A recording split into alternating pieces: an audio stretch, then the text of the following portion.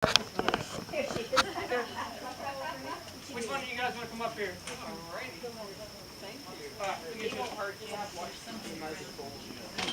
It only hurts for a little bit, okay? I promise. There we go. What's your name? Mackenzie? My name's Dietrich. Nice to meet you. How are you? It's cold. How are you wearing short sleeves? It's cold. I'm freezing. For some of you guys that were in the same class before, I apologize, but my name's Dietrich. I'm a full-time paramedic. Been in pre-hospital EMS since 2002. We do home business now, traveling, doing first aid classes, stuff like that, and we also sell first aid kits. So this is a class on basic first aid. This is an hour, so I can't teach you everything about first aid in an hour. I can just kind of give you some ideas. I encourage you to take a first aid class. They're about 8 hours. You can do American Red Cross, Red Cross or American Heart Association. Do those classes. They're 8 hours. You learn CPR, you learn first aid. They're great. It gets you a good platform, a good basis for going on. Okay, what this class is I'm going to take Mackenzie. I remember your name, that's good. And we're going to go from head to toe, and I'm going to show you how to bandage her. Kind of give you some ideas, some thoughts. Like you may not have seen that, and work from there. We're going to use basic bandage supplies. I will talk about the tourniquets and stuff like that.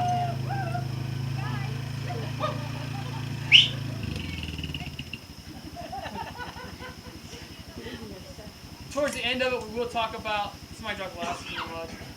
We'll talk about the more advanced, like trauma stuff, if we want to talk about it. But for the most part, for the very beginning part of this class, we're going to show a lot of basic stuff. Oh no. Oh, there you go.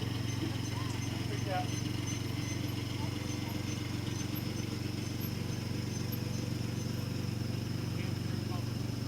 I'm looking for a 5 and on. There it is. Alright, we're going to start from head to toe.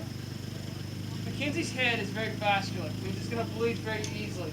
If you get a cut, the forehead, the top of the head, the scalp, anything like that, it's going to bleed really bad. You're going to think she's bleeding to death, but it's really just a minor pinhole, minor injury. So what we do is, let's say Mackenzie's got a cut on top of her head. She's cut off the monkey bars, she's bleeding. So, yeah, shave her head. That's the first thing. It makes it look like mine. You want to do that? I can cut it like this. Okay. So, we cut her hair off. No, I'm just kidding. So we put bandaging. The first thing we do is we put direct pressure. I talked about in the other class is once we put this pressure, we don't keep looking at it. We don't keep. We put pressure here. If it bleeds through, we put more bandaging on top, but we don't keep looking at it. So we're going to bandage this. Now, I may have to do other things. I may have to get Mackenzie to walk somewhere, get her to move around, so I can't keep my hand on her head. It's uncomfortable for her, and it's kind of awkward. So we're going to do this. All right, you hold pressure. Don't hold my hand like that. There we go. All right. My little girl's going to get jealous. Alright, this is a triangle bandage. I forgot to mention in the first class, this is something you probably should have. Triangle bandage was in the kit. I apologize. But you can take a cheesecloth, a shirt, whatever else, make it into a triangle. Works about the same thing. So what we're going to do is we're going to make a do-rag out of this one. This will hold pressure for us anywhere from her forehead to the back of the head. It'll work great.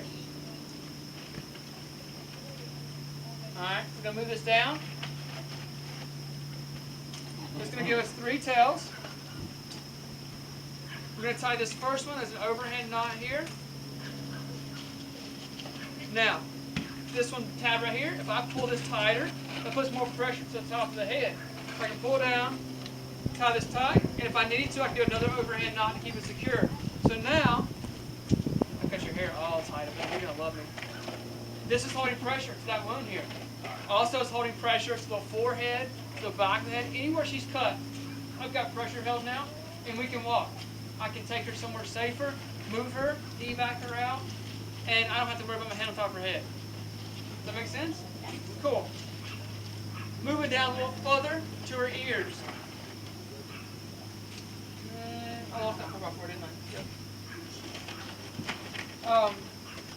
If she gets a cut to her ear, damage to the ears, we have a tendency to bandage that up. It presses them backwards. That can get really uncomfortable very quickly, having the ear bent back like that. So take a 4x4. I didn't bring one. I'm sorry. We just stick it behind her ear. And then we take that clean and we wrap it around. And that gives us a little cushion behind the ear to keep it in its natural position. And it's going to make it a lot more comfortable for her. The eyes. If she has an injury to one of her eyes, whether that be something in it, like a chemical or a piece of wood or something minor. But we can flush it out, we can clean it, but we need to bandage it. Let the eye rest. Okay, the eye is it heals very quickly, but we need to cover it up to let it heal itself. If I cover one eye up, I'm Mackenzie. Look over here. Whoop. What did the eye do? What did that left eye do? It shot over here, right? So if her left eye shots over here, what is her right eye going to do? It's going to track as well. So it's going to move both eyes. It's going to damage that right eye. So if I cover up both eyes and tell Mackenzie, let's walk, what do our eyes typically do? You're going to stay straight ahead. They don't usually track when your eyes are closed. So we can keep damaging that other eye by closing both eyes, bandaging up, wrapping around. Would you be rinsing the saline? Yeah, I could. Yep. Well, what if doesn't saline dissolve? Yeah, your body absorbs. I'll answer all questions at the end, but yeah. Doesn't stink? No. What do you think the IV fluid is? It's salt water. Yep. A nose. Typically, when we get a nosebleed, people want to hold their heads back. And all it does is put blood into the stomach, and the stomach doesn't like blood. It's going to come out one way or the other. I'll put it that way, when the blood hits the stomach. So what we do is we actually hold pressure and have Mackenzie lean forward. That's going to keep the blood from going in her stomach and keep her from getting nauseated and vomiting and diarrhea. We're going to hold pressure. Try not to let her blow her nose, because we're talking about building clots up here. So if she's going to wipe her nose, blow her nose, then that's just going to blow clots everywhere, and we're going to keep on bleeding. So have her lean forward, hold the pressure, and don't blow your nose. Okay? You're doing great, by the way. Her mouth. Her mouth there again heals very quickly, but it can bleed a good bit. Sometimes people, when they have seizures, they bite their tongue. There again, you cannot swallow your tongue. Okay? Doesn't happen. It's attached. It may fall backwards, but you can't swallow it. If she bites her tongue and causes a little bit of bleeding, we can take care of that afterwards, but not during the seizure. But we can pack it. We'll take this gauze, stick it into her mouth. I won't stick it because it's going to roll around like we're killing chickens. So stick it in here. She can hold pressure there. That holds pressure wherever the tongue's bleeding, to the cheek, to the teeth, whatever's bleeding, we'll just pack it in there. It's going to absorb the spit stuff, but it'll pack it, absorb it. Let's say, I'm just going to do this, I'm not going to need this back. You're not a pirate anymore. And I'm pulling your hair, I'm sorry. Wow. I like it. That's a good hairstyle. Let's say she has a wow, your hair is nice. Alright, let's say she has a really bad cut to the neck. It happens from time to time. We don't want to take this and turn it like this. That's bad. It turns blue. Okay? So we don't want to do that. So when you take, let's say she's got a really nasty cut right here. So I put this bandage right there. Alright, hold pressure so you don't bleed to death. Then I can take this bandage, triangle bandage here, catch it. Alright, now raise this arm up like you're asking a question. Okay, up, higher, higher, there you go, good question. I tie it here, up under her armpit, tight, pretty snug, pretty tight, and then when she closes her arm down, it pulls pressure against the neck. So it holds pressure, you're done. We can move her. If she got her on this side, we do the exact same thing on this side. We come across, and we can control bleeding on her neck all by doing this right here. Alright, so I'll do this one. Alright, with anything from the neck to her belly button, we talk about penetrating trauma, air's going to have a tendency to leak in. This is where we talked about those chest seals. This is the commercial grade chest seal here. It's super sticky on this side. Put it right there, easy. Alright, so now if I put that on really good, it's sealed any hole that's right there. Pull that loose, not pulling your hair. Excuse me. We can also take the tape. I can tape it up right here. I can put this bandage here and tape it up. We're all just trying to stop air from leaking into her chest, to keep her from going in her throat. That's the most important thing. So it reaches her lungs. That's good. Anything in this area typically doesn't bleed a whole lot on the outside. It's all internal. Your liver running across here is very vascular. So if it gets injured, it's going to bleed on the inside.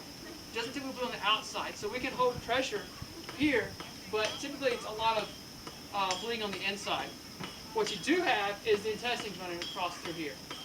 What may happen is you get a cut. It's a very deep laceration cuts between the fat tissue and the peritoneum. They're going to fall out. They're packed in there. God packed them in there tight. So when they come out, we're going to have to take care of that. Now, if it happens fairly quickly, in a grid down situation, I would try to put them back in. In a normal 911 situation, I would not try to put them back in. What they do in the hospital is they cut, like the large intestines or small intestines, they cut them and they sew them back together and they close everything back up. Obviously, we couldn't do that here in the field if this was a grid down situation. So in a grid down situation, I would try to put them back in, and we would try to keep the site clean from being infected to bridge her until we could help back. Remember we talked about the first class about bridging patients, because I think now one with intermediate mass would come back eventually. So we were trying to bridge this little girl. But if we had a really nasty cut here and there was organs hanging out, we want to take